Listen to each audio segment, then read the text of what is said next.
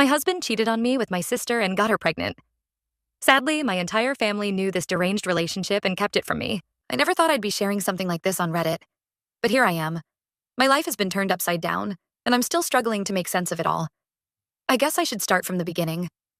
I'm 28, and I have a younger sister, Barbara, who's 26. We grew up in a small town where everyone knew everyone else's business. Our parents were high school sweethearts who got married young and had us in quick succession. They always emphasized the importance of family, loyalty, and sticking together through thick and thin. Barbara and I were inseparable growing up. We shared a room until I was 16, and even then, we'd spend hours talking late into the night. Our childhood wasn't perfect. Our dad lost his job when I was 12, and things were tight for a few years. But we got through it as a family. Mom picked up extra shifts at the diner, and Dad eventually found work at the local factory. Barbara and I learned to be resourceful, shopping at thrift stores and making our own fun. Those tough times brought us even closer. As we got older, Barbara and I would talk about our dreams for the future. We'd plan our weddings, picking out imaginary dresses and dreaming up our perfect husbands. I always pictured myself with someone kind and steady, while Barbara dreamed of a more exciting, adventurous type. It's funny how life turns out so differently from what you imagine. I met Bill when I was 24. I had just started my first real job after college, working as an assistant at a local marketing firm. Bill was a graphic designer at the company, a few years older than me. He caught my eye immediately with his easy smile and quick wit. We started talking at the office Christmas party, and before I knew it, we were dating. Bill was everything I thought I wanted. He was kind, funny, and seemed to genuinely care about me. He got along well with my family, especially Barbara. Looking back, I wonder if I should have seen that as a red flag, but at the time, I was just happy that my boyfriend and my sister got along so well. We dated for a year before Bill proposed. It was a fairy tale moment. He took me to the beach at sunset, got down on one knee, and presented me with a beautiful ring. I was over the moon. Barbara was the first person I called after I said yes, and she screamed with excitement over the phone. Our wedding was a big affair. It seemed like the whole town turned out to celebrate. Barbara was my maid of honor, of course. She threw me an amazing bachelorette party and helped with all the wedding planning. On the day of the wedding, she gave a beautiful speech about sisterhood and finding true love. She talked about how happy she was that I had found my perfect match, and how she couldn't wait to find her own Bill someday. If only I knew then what I know now. The first 2 years of our marriage were good, or at least I thought they were. Bill and I had our ups and downs, like any couple, but we always managed to work things out. We bought a small house in our hometown, not far from my parents. We talked about starting a family, though we agreed to wait a few years until we were more financially stable. I thought we were on the same page about everything. I started noticing changes in Bill about 6 months ago. He became distant, always on his phone and working late more often. At first, I chalked it up to stress at work. His company had taken on some big new clients, and I knew he was under pressure to deliver. I tried to be supportive, making sure dinner was ready when he got home late and giving him space when he seemed preoccupied. Looking back, I realized that was around the time Barbara started acting strange, too. She'd cancel our weekly sister lunches, saying she was too busy with work or had other plans. She started avoiding family gatherings, and when she did show up, she looked guilty and uncomfortable. I asked her a few times if everything was okay, but she'd just brush me off, saying she was stressed about work or having guy troubles. I tried to rekindle things with Bill. I planned a weekend getaway for us, thinking some time alone might help. We went to a cozy bed and breakfast in the mountains, and for a while, things seemed better. We hiked, had romantic dinners, and talked like we used to. But as soon as we got home, Bill retreated into himself again. Last month, everything came crashing down. We were at my parents' house for our monthly family dinner. These dinners were a tradition my mom started when Barbara and I moved out. Her way of making sure we all stayed connected. Usually, they were lively affairs, with everyone talking over each other and sharing stories from their week. This dinner was different. There was an undercurrent of tension that I couldn't quite put my finger on. Barbara wasn't feeling well and had excused herself to lie down in her old room. I noticed my mom and dad exchanging worried glances, and Bill seemed unusually quiet. After dinner, I went upstairs to check on Barbara. As I approached her room, I heard her crying. I was about to knock when I heard her say Bill's name. Confused, I listened closer and heard her sobbing about being pregnant and not knowing what to do. My heart stopped. I burst into the room, demanding answers. Barbara's face went white, and she started stammering apologies. I couldn't believe what I was hearing. My sister and my husband had been having an affair for months, and now she was pregnant with his child. I ran downstairs, feeling like I was going to be sick. To my horror, I saw the looks on my parents' and other relatives' faces. They knew. They all knew, and no one had told me. My own mother tried to calm me down, saying we could work this out as a family. She actually suggested that I forgive Bill and Barbara, that we could raise the baby together. I've never felt so betrayed and alone in my life. I left that night and haven't spoken to any of them since. I packed a bag and checked into a hotel.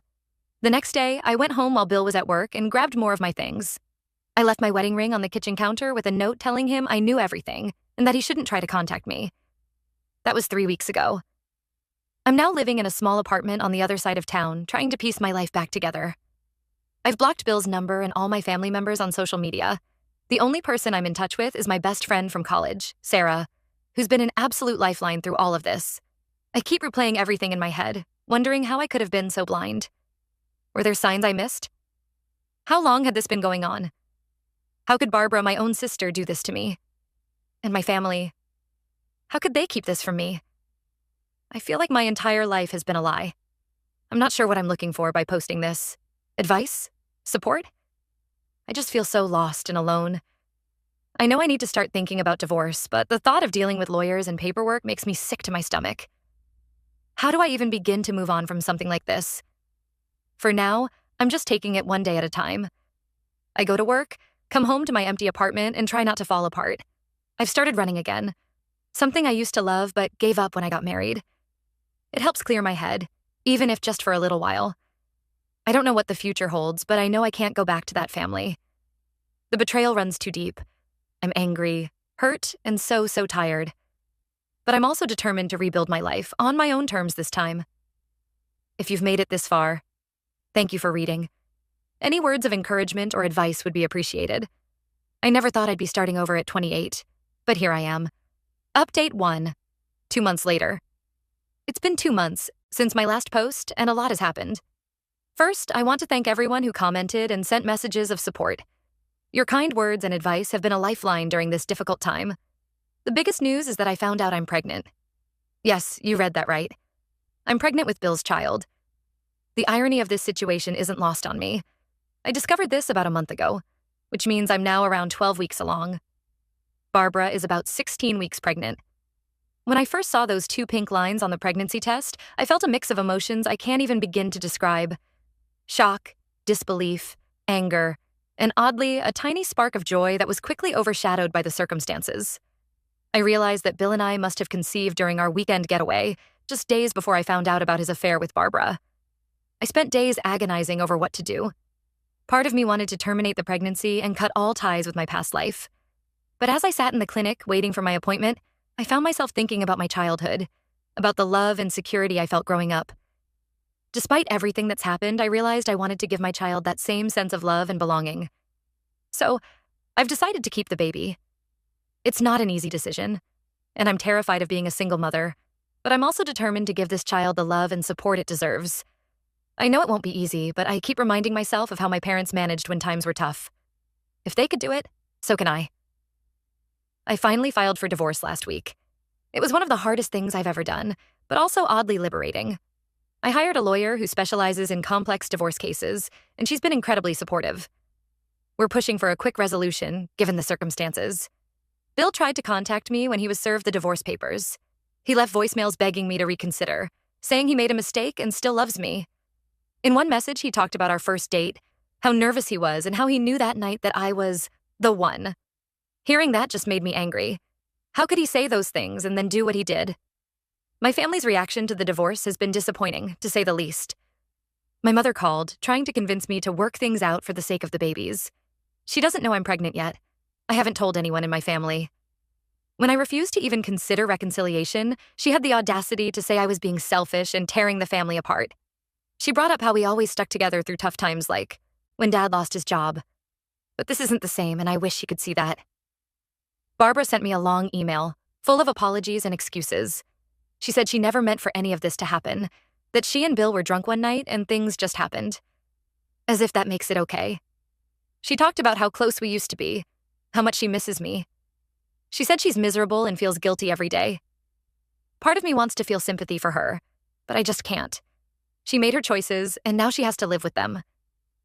I'm going through this pregnancy alone while my family rallies around Barbara. It hurts, but I'm trying to focus on myself and my baby. I've started prenatal yoga classes and joined an online support group for single mothers. It helps to talk to other women who understand what I'm going through. Work has been a welcome distraction. I threw myself into a big project, and my boss has been understanding about my need for doctor's appointments. I haven't told anyone at work about the pregnancy yet, but I know I'll have to soon. I'm nervous about how it might affect my career, but I'm trying to stay positive. As for my living situation, I'm still in the small apartment. It's not ideal for raising a child, but it's all I can afford right now. I'm hoping that once the divorce is settled, I'll be in a better financial position to find a more suitable place. For now, I'm making the best of it, slowly turning the spare room into a nursery. I have my first ultrasound next week. It's bittersweet, knowing I'll be there alone while Barbara probably has the whole family supporting her. But I'm trying to stay positive and focus on the miracle growing inside me. I've started talking to the baby, telling it stories about my childhood and promising that no matter what, it will always be loved. Sarah, my college friend, has been amazing through all of this. She's offered to come with me to the ultrasound, and knowing I'll have someone there is a huge relief. She's also been helping me research everything I need to know about being a single mom. I don't know what I'd do without her. That's where things stand now. I'm taking it one day at a time, trying to stay strong for myself and my baby. Some days are harder than others. There are moments when I miss my old life so much it hurts. But then I feel the baby move, and I'm reminded that I'm not alone. I have a whole new life growing inside me, and that gives me the strength to keep going. Thank you again for all your support. It means more than you know. Update 2, 7 months later. It's been a while since my last update, and a lot has changed. I'm now in the final weeks of my pregnancy, and it's been quite a journey. The biggest news is that Barbara lost her baby. My cousin reached out to tell me that Barbara had a stillbirth about 2 months ago. Despite everything that's happened, my heart broke for her. No one should have to go through that kind of loss. I remember how excited we used to get as kids when one of our aunts or family friends had a baby. We'd beg to babysit, planning all the things we'd teach our future children. The thought of Barbara going through this loss alone, without me by her side, is painful. I sent a brief condolence message through my cousin, but maintained my distance. As for my pregnancy, it hasn't been easy, but I'm hanging in there. I found out I'm having a boy, which filled me with a mix of joy and anxiety. I've been preparing as best I can, setting up a small nursery in my apartment and attending childbirth classes. It's hard doing this alone, but I'm determined to give my son the best life possible. I've been reading all the parenting books I can get my hands on, trying to prepare myself for what's to come. The divorce was finalized last month. It was a long and draining process, but it's finally over. Bill tried to contest it at first, especially when he found out I was pregnant. He suddenly wanted to make things right and be there for the baby. He talked about how his own father wasn't around much when he was growing up, and how he didn't want that for his son. But I couldn't help thinking that if he really cared about being a good father, he wouldn't have done what he did. I refused his attempts at reconciliation. My lawyer was amazing and made sure I got a fair settlement. It's not much, but it's enough to give me a fresh start. My family's reaction to my pregnancy was mixed. My mother was overjoyed at first, thinking this meant I would reconcile with Bill. When I made it clear that wasn't happening, she became cold and distant. She's tried to guilt me into letting Bill be part of the baby's life, saying my son deserves to know his father. She keeps bringing up how close our family has always been, how we've always believed in second chances. But this isn't about second chances. It's about protecting myself and my child from more pain. Barbara reached out after losing her baby. She was a mess, begging for forgiveness and saying she wanted to make amends. She talked about all the plans we used to make as kids, how we always said we'd raise our children together. Part of me felt for her, remembering the sister I used to be so close to, but the wound is still too fresh. I told her I needed time and space and that I couldn't be there for her right now. Bill and Barbara got married in a small ceremony last month. My cousin told me it was a somber affair, more out of obligation than love. Apparently, they're both miserable but feel trapped by their choices. I try not to think about them too much, but it's hard not to wonder how things would have been different if they had just been honest from the start. As my due date approaches, things have gotten complicated. Bill and my family have been pressuring me to let them be involved in the baby's life. They've sent gifts, which I've returned. My mother even showed up at my apartment unannounced, trying to force her way in. She brought a bunch of my old baby things that she'd saved all these years, talking about family traditions and how important it is for the baby to know his roots. I had to threaten to call the police before she left. It was one of the hardest things I've ever had to do. I've made it clear to everyone that I don't want any of them at the hospital when I give birth. I've spoken to the hospital administration and my doctor explaining the situation. They've assured me that my wishes will be respected and that no one will be allowed to see me or the baby without my explicit permission. It's sad that I have to take these measures, but I need to protect my peace of mind. My support system now consists of a few close friends and some amazing people I've met through support groups. They've been invaluable, offering emotional support and practical help as I prepare for motherhood. Sarah, my college friend, has been especially amazing. She's planning to take some time off work to help me after the baby is born. Her support reminds me that family isn't always about blood. It's about who's there for you when you need them most. Work has been understanding about my situation. I'll be starting my maternity leave soon, and my boss has assured me my job will be waiting for me when I'm ready to return. I'm grateful for their support, but I'm also anxious about how I'll manage work and a newborn on my own. I've been looking into daycare options and trying to figure out a budget that will allow me to provide for my son while still keeping a roof over our heads. As I sit here, feeling my son kick and move, I'm filled with a mix of emotions. There's fear and uncertainty, but also hope and determination. This isn't the life I imagined for myself, but I'm committed to making the best of it for my son's sake. I've started a journal for him, writing down my thoughts and feelings as I go through this pregnancy. I want him to know how much he was wanted and loved, right from the start, despite the difficult circumstances. I've been thinking a lot about my own childhood lately. I remember the bedtime stories my mom used to tell us, the way my dad would play silly games to make us laugh when times were tough. I want to create those kinds of memories for my son. I may not be able to give him a traditional family, but I can give him all the love and support I have. The apartment is slowly coming together. I've set up the nursery with secondhand furniture and handmade decorations. It's not much, but it's filled with love.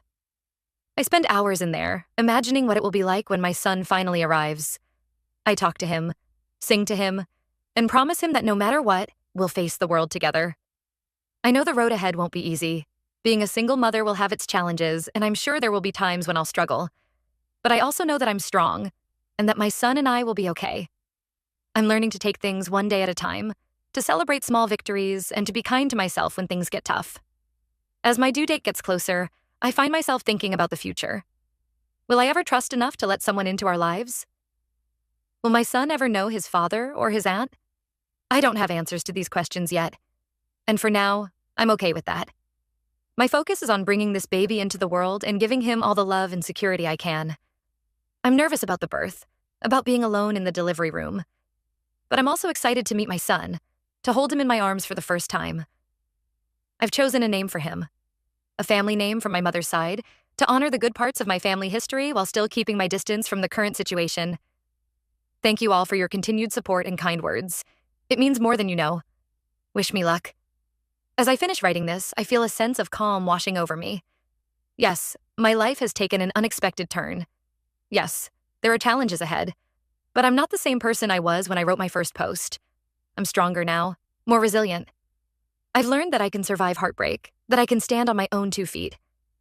And most importantly, I've learned that I have an infinite capacity for love. Love for the little boy growing inside me, and love for the woman I'm becoming. Whatever the future holds, I know one thing for certain. My son and I will face it together. And that's enough for now.